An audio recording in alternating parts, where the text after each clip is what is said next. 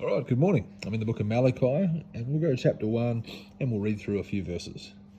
The burden of the word of the Lord, excuse me, to Israel by Malachi. I have loved you, saith the Lord.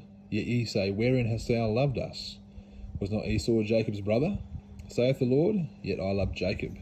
And I hated Esau, and laid his mountains and his heritage waste for the dragons of the wilderness.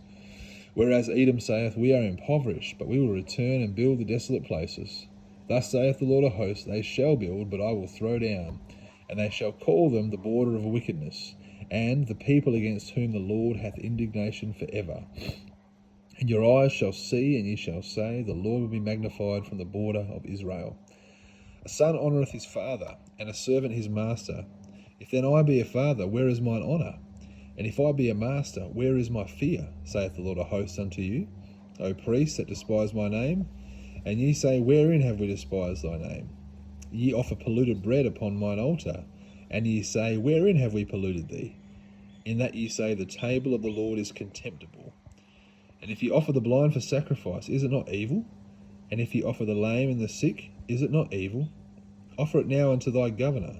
Will he be pleased with thee, or accept thy person, saith the Lord of hosts? And now I pray you, beseech God that he will be gracious unto us. This hath been by your means. Will he regard your persons, saith the Lord of hosts? And I'll leave it there. But God here is not happy with Israel's attitude to him. God's saying, I've loved you, but look at how you're treating me. And I want to come in on verse 6 here really quickly. He says, if I be a master, where is my fear? Now, I've done quite a few videos, maybe just a handful, talking about the fear of the Lord. And I've run a lot of references about the fear of the Lord, that it's good. The fear of the Lord is clean, enduring forever. The fear of the Lord prolongeth days and stuff like that. So there's a lot of good things about fearing God. But I'm just going to quickly have a look at one verse and see that it's appropriate to fear God. Look what God said. God is demanding, where is my fear? If I'm the master, where is my fear? And we're going to go to Revelation chapter 15 real quick. Have a look at another verse that sort of gives the same idea that not only is God, so to speak, demanding fear, it's not that sort of case. It's more like, if he is who he is, where is his fear? It's only right for you to fear him. And we'll deal with one verse actually that people go to get around this, and we'll try to get some thoughts on that. Revelation 15 verse 4. Look at this verse here.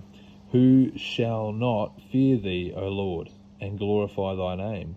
For thou only art holy. For all nations shall come and worship before thee, for thy judgments are made manifest. See that first bit there? Who shall not? That's a good question.